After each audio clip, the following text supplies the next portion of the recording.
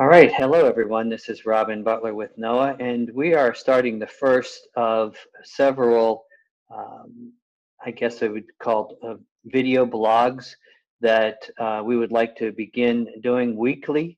So every Friday we're going to be putting this on. So make sure you tune in next Friday for the next one. Today I'd like to talk a little bit about what's happening across the nation in placement of tiny houses and tiny houses on wheels.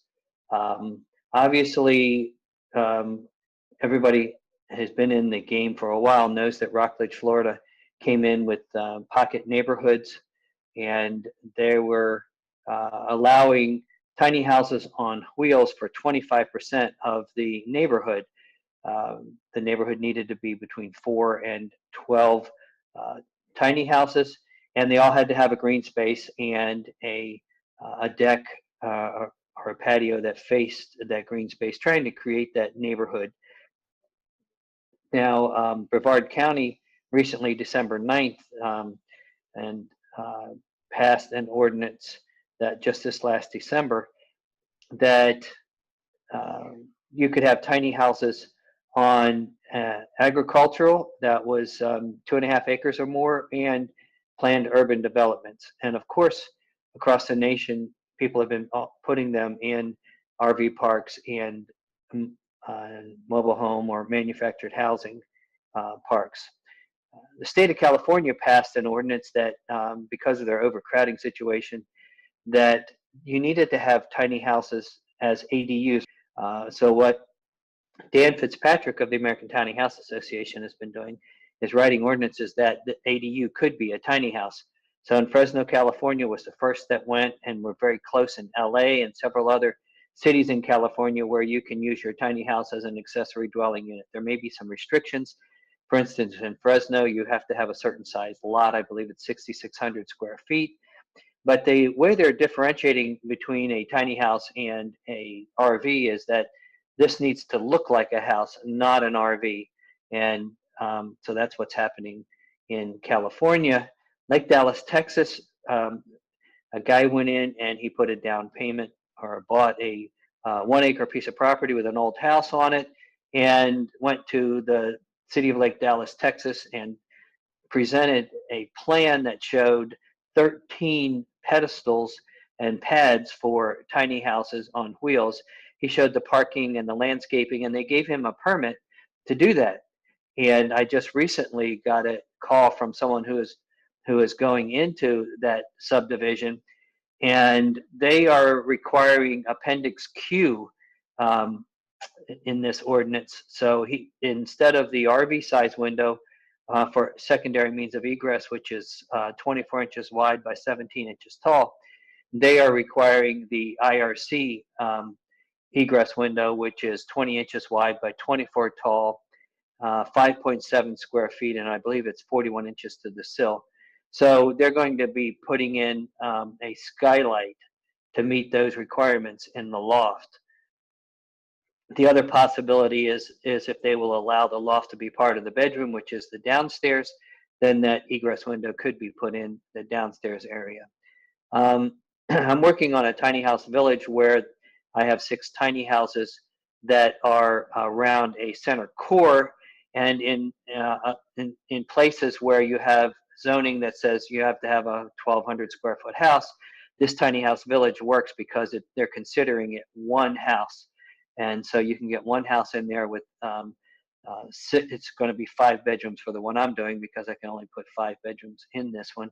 But each bedroom is really a 10 by 20 tiny house, a bedroom with a bath around the center core, which has the kitchen and all the other facilities. So next, I'd like to bring you up to speed. Waco, Texas. I'm talking with them, but I'd like to tell you the story of the Whitehorse Yukon.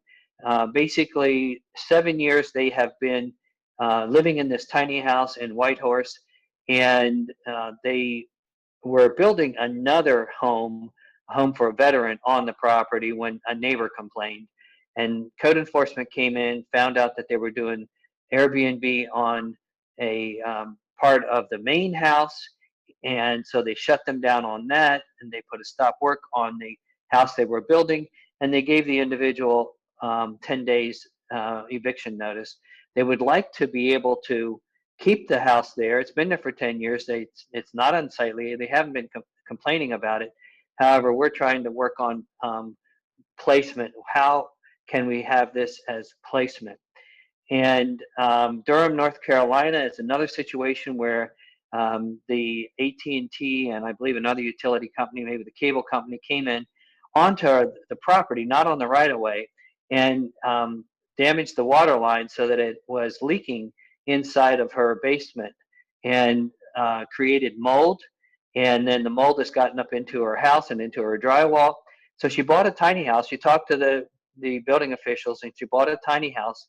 And in that conversation, they were amenable to her living in her tiny house. So she went ahead and bought it, moved it on the property, and now she's having some difficulty. The building official, Wyatt Blaylock, is trying to make things happen for her, but he got a paper from, in that area, it's a North Carolina Insurance Commission that regulates bringing a home in from outside the jurisdiction.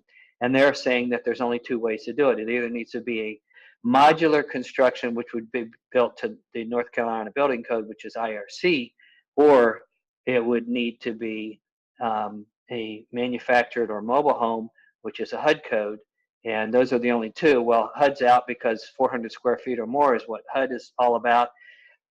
So what I'm trying to get him to do is, if there was a home built in his jurisdiction, a site-built home, then he could, go ahead and inspect it and give them a certificate of occupancy. He's looked at the NOAA pictures and the videos, and he's had his staff look at it, the chief electrical and the chief mechanical, and with just a couple of minor changes, he doesn't have a problem with the house. But now that he's gotten this paper, he doesn't know what to do with it. So hopefully he'll be able to step up to the plate and flex his muscles. He just wants to be able to defend his position if he does say, okay, it's okay for you to stay in here. And then also, just recently, Longwood, Florida has passed an ordinance for what's they're considering tiny houses on foundation.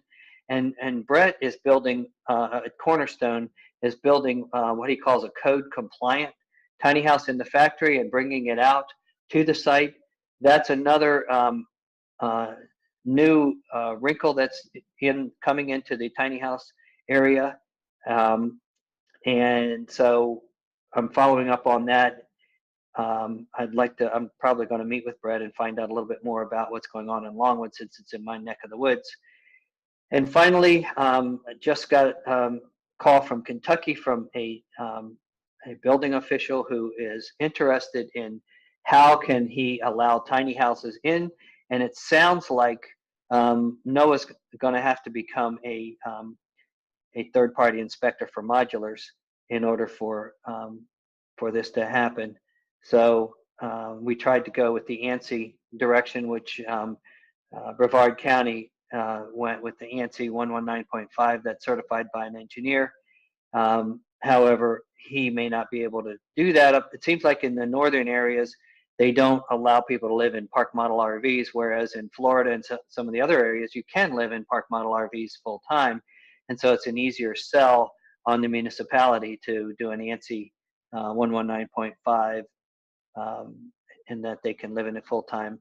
In those cases, the building official and the individual would have to pull a permit for a foundation and the utility hookup, and then the building official would inspect those.